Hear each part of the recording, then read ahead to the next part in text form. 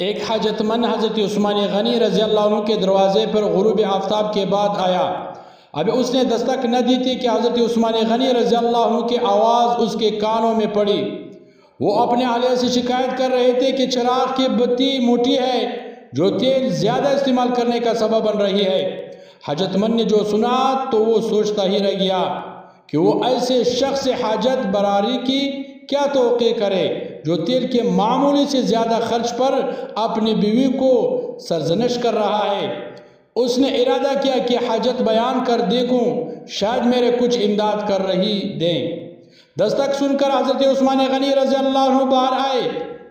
حاجت مند نے اپنے حاجت بیان کی اور لہجے میں زیادہ زور دیتے ہوئے کہا کہ ضرورت کچھ زیادہ ہی ہے۔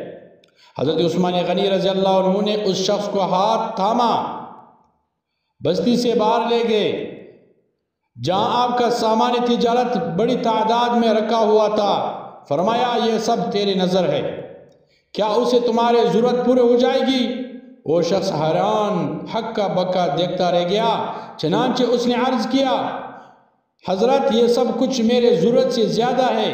امیر المؤمنین نے فرمایا مجھے خوشی ہے کہ یہ تمہاری ضرورت سے کم نہیں۔ اس شخص نے کہا اے حضرت ایک بات بتائیں، چراغ کے بتی قدری موٹی ہو جانے پر آپ اپنے زوجہ محترمہ کو سرزنش کر رہے تھے، حالانکہ چراغ اس قدر روشنی رکھنے میں شاید صرف 1 درہم کا تیل استعمال بھی نہ ہوتا، وہ تو آپ کو گوارا نہ ہوا، اور یہاں ہزاروں کا سامان مجھے بلا تعمل دے رہی ہے۔